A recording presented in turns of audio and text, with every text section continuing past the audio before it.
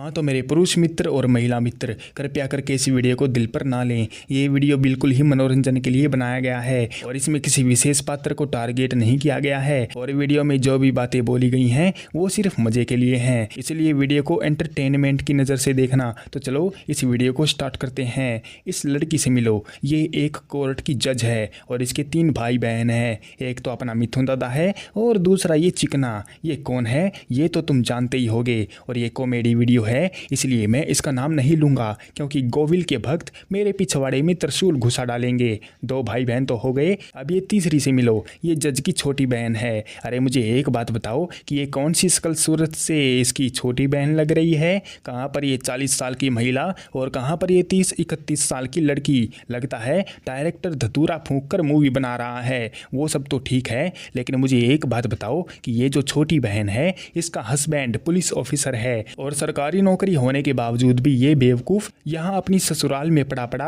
अपनी साली के टुकड़ों पर पल रहा है। अगर ऐसा नहीं है तो फिर वो अपने घर पर क्यों नहीं जाता। उसके पास तो सरकारी नौकरी भी है, वो आराम से अपनी बीवी और बच्चे का पेट पाल सकता है। लेकिन नहीं, हमें तो जज के तलवे चाटने हैं। अभी इससे मिलो। इसका नाम है सेवक राम और ये एक MLA रह चुका है, लेकिन इसका मतलब ये नहीं है कि ये कोई बहुत बड़ा धर्मात्मा है। ये कितना बड़ा धर्मात्मा है वो मैं तुमको आगे बताऊंगा।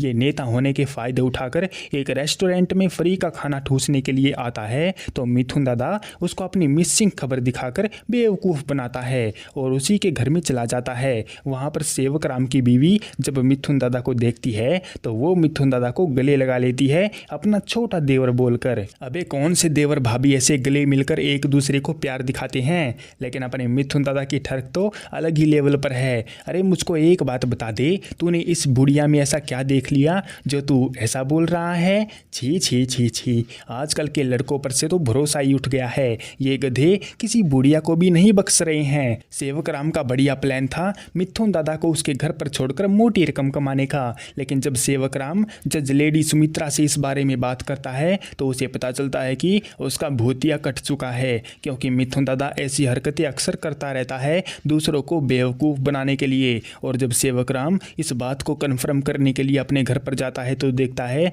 कि उसकी बीवी काफ़ी तकलीफ में है और रस्सियों से बांधी गई है और मिथुन दादा उसके घर को लूट पाट करके भाग गया है। अरे हाँ, मैं बताना भूल गया, इस मूवी में अपना पटाखा सावित्री भी तो है जो कि सेवक राम की बेटी है और उनके घर में बहुत सारा कीमती सामान चोरी हो गया है और अपनी सावित्री इतनी पढ़ी लिखी है कि वो इस बात के लिए भी गवर्नमेंट को दोष देती है।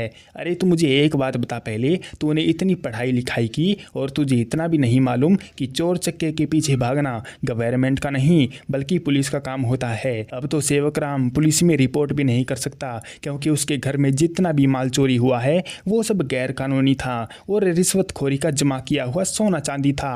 अरे वाह, मैडम को अब पुलिस की याद आ गई। अरे मैडम, तुमने ऐसी कौन सी पहले दवा निगल ली थी जो तुम्हारा दिमाग घास चरने चला गया था। खैर छोड़ो, मिथुन दादा उस काले धन को गोरा धन बना देता है और उसको गरीबों की भलाई में लगा देता है, जैसे बिजली पानी या हैंडपंप। और इस हैंडपंप का उद्घाटन करवाने के लिए मिथुन दादा मिनिस्टर को बुलाने का आइडिया देता है। हालांकि वहां पर मिनिस्टर आता तो है लेकिन अपनी बेइज्जती करवा कर जाता है क्योंकि उसने गरीबों के लिए कुछ भी नहीं किया था और यहाँ पर उद्घाटन करने के लिए चला आया। वैसे ये मिनिस्टर एक नंबर का हरामी है। इस भलाई के काम को करने के बाद मिथुन दादा जब अपने रास्ते से जा रहा होता है तो सावित्री मिथुन दादा से अपने घर का बदला लेने के लिए अपनी तितली जैसी दोस्तों के सामने मिथुन दादा की बेइज्जती कर देती है।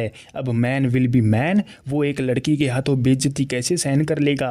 वो ईंट का जवाब पत्थर से देगा और अपना हुलिया एक बूढ़े जैसा बनाकर सावित्री की गाड़ी से टकरा जाता है और ऐसा दिखाता है कि वो तो मरने वाला है। तो उसको बचाने के लिए सावित्री एंड गैंग उसको फार्म हाउस पर ले जाते हैं ताकि अगर वो मर भी जाए तो पुलिस वगैरह का चक्कर में वो ना पड़े। लेकिन मिथुन दादा ऐसा दिखाता है कि उसको ठंड लग रही है तो सारी लड़कियां अपने कपड़े उतार देती हैं और सावित्री को उसके पास सो जाने को बोलती हैं। अरे मेरा मतलब उसको जिस्म की गर्मी देने को बोलती हैं। अब सावित्री मरती क्या ना करती, वो फटाफट मिथुन दादा के बगल में लेट जाती है तो मिथुन दादा उसको पकड़कर अपना बदला पूरा कर लेता है।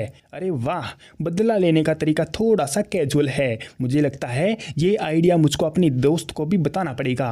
छोटा भाई अपने एक फ्रेंड के साथ एक क्लब में जाता है जहाँ पर एक सपना नाम की डांसर डांस कर रही थी। वहाँ पर छोटे भाई का दिल सपना पर आ जाता है। तो सामने बैठा उसका बाप ये बात सुनकर चौंक जाता है कि ये लड़का जज सुमित्रा का छोटा भाई है। अब ये जो बाप है ये साला एक नंबर का दल्ला है, क्योंकि ये अपनी सगी बेटी को क्लब में नचवाता है और उसके पैसों पर ऐश करता है और दारू पी जाता है। नहीं, मुझे एक बात बताओ, ना तो इसके हाथ पैर कटे हैं और ना ही ये मेंटली डिस्टर्ब है और ना ही इसकी कोई और प्रॉब्लम दिखाई दे रही है। बिल्कुल मस्त दिख रहा है। तो ये कमीना अपने हाथ पैर चलाकर खुद मेहनत क्यों नहीं करता? अब ऐसे आदमियों को सही भाषा में क्या बोलते हैं वो मुझे तुम लोग बताना। ये लो गरीबों ऐश करो। अब इलेक्शन सर पर आ चुका था तो मिनिस्टर इलेक्शन को जीतने के लिए एक बहुत ही बड़ा गंदा खेल खेलता है। वो इस झोपड़पट्टी वाली बस्ती में आता है और वहाँ के लीडर यानी कि जो सबसे पॉपुलर आदमी होता है ना मोहल्ले का, उसके घर में जाता है और अपने इकलौते बेटे अपने गुल्लू भाई का रिश्ता उसकी बेटी के साथ करने का प्रस्ताव देता है। अब ये सुनकर तो वो साला गरीब सरप्राइज हो गया और उसे एक बार भी ये बात समझ में नहीं आई कि जब शेर खुद हिरण को खाना देने आए तो इसके पीछे क्या मकसद हो सकता है। अरे वो तो पेड़ पर बैठा तोता भी देख लेता है, लेकिन यहाँ पर इतनी बड़ी भीड़ है, इनमें से कोई भी आगे आकर नहीं बोलेगा बाबूजी मैं आपकी बेटी को रानी बनाकर रखूंगा बाबूजी। बल्कि इनमें से तो एक बूढ़ा निकलकर बोलता है, अरे बुढ़े तुझे इतनी ही चुल मची है तो अपनी बेटी का हाथ क्यों नहीं दे देता। अब इन जैसे लोगों की वजह से ही बहुत से घर की बेटियां नरक में झोंक दी जाती हैं, क्योंकि ये लोग सामने वाले को उकसाते रहते हैं और जो मेन बंदा होता है उसको सोचने का मौका ही नहीं देते। अब वो जो पॉपुलर बंदा यानी कि वो गरीब था, वो अपनी बेटी की शादी गुल्लू भाई से करवा देता है और इस वजह से मिनिस्टर इलेक्शन को जीत जाता है, क्योंकि वो तो एक गरीबों का हमदर्द है, क्योंकि उसने एक गरीब की बेटी से बिना दहेज लिए शादी की है। लेकिन क्या अपना गुल्लू भाई गरीब की बेटी कमला के साथ खुशी खुशी रहेगा? अजी घंटा वो ऐसा कुछ नहीं करने वाला। वो एक नंबर का ठरकी मानुष है और उसको अलग अलग तितलियों की सवारी करनी है, इसलिए वो अपनी सावित्री को छेड़ने जाता है और जब वो जबरदस्ती किस करने वाला होता है तो हमेशा की तरह अपना मिथुन दादा बीच में आकर अपनी लंबी टांगे अड़ा देता है, जिससे होता क्या है, पुलिस केस बनता है, मामला कोर्ट में पहुंच जाता है और कोर्ट में क्या हुआ, सावित्री उल्टा मिथुन दादा को ही फंसा देती है कि गुल्लू तो बड़ा शरीफ बच्चा है और उसको छेड़ने की कोशिश तो मिथुन दादा ही कर रहा था। गुल्लू उसको बचाने आया तो मिथुन दादा ने उसको पीट डाला। देखा, इसीलिए बोलता हूँ लड़कियों पर भरोसा नहीं करना चाहिए, इनका दिमाग घुटनों में होता है और ये कभी भी पलट सकती हैं। अब तो मिथुन दादा को 15 दिन की जेल हो गई है, तो जेल में सावित्री उसके लिए खाना भी लाती है, बताती है कि सेवक राम ने उसको मजबूर कर दिया था झूठ बोलने के लिए। अरे तुझको मजबूर कर ही दिया था तो अब यहाँ पर आकर सिंपैथी दिखाने का क्या कारण है। और मैडम का तो ये कहना है कि उसने पहली बार उसके लिए खाना बनाया और अपने हाथ भी चला लिए। अब मिथुन दादा उसका सेक्रीफाई देखकर एक धर्मात्मा बन गया और उसके पीछे प्रेम पंछी बन बैठा। अरे हबसी क्या कर रही है, उसने बस हाथ ही तो पकड़ा है, ऐसा ओवर रिएक्ट करने की क्या जरूरत है। ये जल्दी से ले लेता हूँ, कोई देख तो नहीं रहा है। अब मिनिस्टर अपना बिजनेस एक्सपेंड करने के लिए गरीबों की झोपड़ी तोड़वाकर वहाँ पर एक 5 स्टार होटल बनवाना चाहता है अपनी बहू कमला के नाम, और इसके लिए वो अपनी समधी की मदद लेना चाहता है। लेकिन उसका समधी उसको साफ मना कर देता है, कहता है कि वो पैसों का लालची नहीं है जो थोड़ी सी रकम में बिक जाएगा। अरे डायलॉग वायलॉग तो होता रहेगा, सबसे पहले दारू उठा लेता हूँ।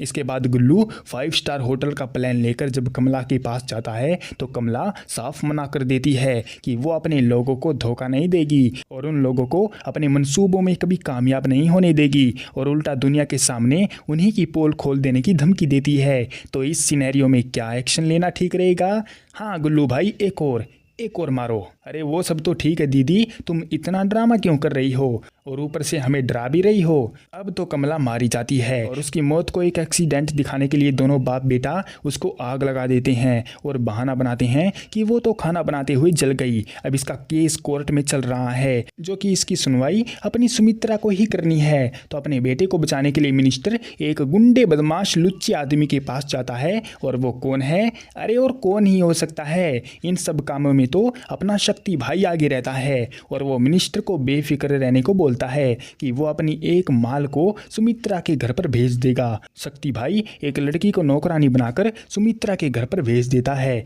जहां पर वो नौकरानी छोटे भाई को अपनी अदाओं में फंसा लेती है और उसके साथ उल्टी सीधी हरकतें करके उसकी फोटो भी ले लेती है और अपनी सुमित्रा को ब्लैकमेल करने लगती है कि उसको गुल्लू भाई के हक में ही फैसला सुनाना पड़ेगा। लेकिन सुमित्रा ऐसी वैसी लड़की नहीं है, बल्कि वो बहुत ही ज़्यादा समझदार है। वो अपने छोटे भाई की शादी नौकरानी के साथ करवा देती है ताकि गुल्लू भाई को कड़ी से कड़ी सजा दे सके। अब यहाँ पर भी एक झोल है। अब वो जो शराबी होता है वो अपनी सुमित्रा का एक्स हस्बैंड होता है, जिसको डोमेस्टिक वायलेंस और दूसरे कारणों की वजह से उस सुमित्रा ने उसको छोड़ दिया था। और जो सपना है वो सुमित्रा की ही बेटी है और सपना को लगा था कि सुमित्रा का छोटा भाई उसके साथ शादी करेगा। अब एक बात बताओ यार, दिमाग लड़ा कर देखे तो छोटा भाई सुमित्रा का सगा भाई है और सपना सुमित्रा की सगी बेटी है और सपना छोटे भाई से प्यार करती है, यानी एक सगी भांजी अपने सगे मामा से ही प्यार करती है। नहीं मतलब वाह, बहुत बढ़िया। मैंने शुरू में बोला था ना कि डायरेक्टर धतूरा खाकर मूवी बना रहा है। छोटे भाई की शादी नौकरानी के साथ हो गई थी तो वो अपना हनीमून मनाने के लिए एक होटल में जाता है, तो वहाँ पर शराबी बाप और सपना छोटे भाई से बदला लेने के लिए वहाँ पर आते हैं और अपना लुच्चा गुंडा शक्ति भाई भी वहाँ पर आकर नौकरानी को टपका जाता है, क्योंकि नौकरानी ने उसको धोखा दिया था। उसको भेजा था सुमित्रा को बदनाम करने के लिए और वो उसकी भाभी बनकर बैठ गई। अब तो छोटा भाई भी गुल्लू भाई की तरह ही कोर्ट में फंस गया है और उसका फैसला भी सुमित्रा को ही करना है। अब मिनिस्टर देखना चाहता है कि सुमित्रा क्या फैसला लेगी। अगर वो अपने भाई को बचाती है तो उसको गुल्लू भाई को भी छोड़ना पड़ेगा और इन्हीं सब से बचने के लिए सुमित्रा जज के ओहदे से इस्तीफा दे देती है और अपने छोटे भाई का केस खुद लड़ने का फैसला कर लेती है। शराबी बाप सपना को लेकर बचपन से ही सुमित्रा से अलग रह रहा था और अपनी बेटे के खानों में सुमित्रा के लिए जहर भर रहा था कि वो तो उनको छोड़कर अपने आशिक के साथ भाग गई। और मौका मिलने पर सपना जब सुमित्रा को इसके लिए सुना रही थी तो सुमित्रा पहले तो उसको एक बढ़िया सा थप्पड़ मारती है और उसको अपनी कहानी बताना शुरू करती है। सुमित्रा ने नौकरी के चलते शराबी बाप के साथ शादी की थी, लेकिन उनके घर के हालात ठीक नहीं रहते थे, क्योंकि शराबी बाप का कहना था कि उनकी फाइनेंशियल कंडीशन में हाथ थोड़ा तंग है, इसलिए वो ज़्यादा खर्चे नहीं उठा सकता। इसलिए सुमित्रा को अपने भाई बहनों को घर से निकालना होगा। जबकि सुमित्रा अपने 3 सगे भाई बहनों और खुद की 2 लड़कियों को साथ लेकर घर में रहती थी और वो नहीं चाहती थी कि उसके भाई बहन दर दर की ठोकरें खाते फिरें, इसलिए वो शराबी बाप के साथ झगड़ा कर लेती है। अब देखो यार, यहाँ पर शराबी बाप की बातों में लॉजिक तो है, क्योंकि सुमित्रा बस फीलिंग के चलते ही सोच रही है, वो दिमाग से काम नहीं ले रही है। अब जरा तुम भी इमेजिन करो कि एक अकेले बंदे के खर्चे निकालना काफ़ी ज़्यादा मुश्किल हो जाते हैं और यहाँ पर तो खुद के बच्चे हैं, बीवी है और साथ में बीवी के भाई बहन भी हैं और उनके खर्चे भी हैं और खुद के खर्चे रह गए वो अलग।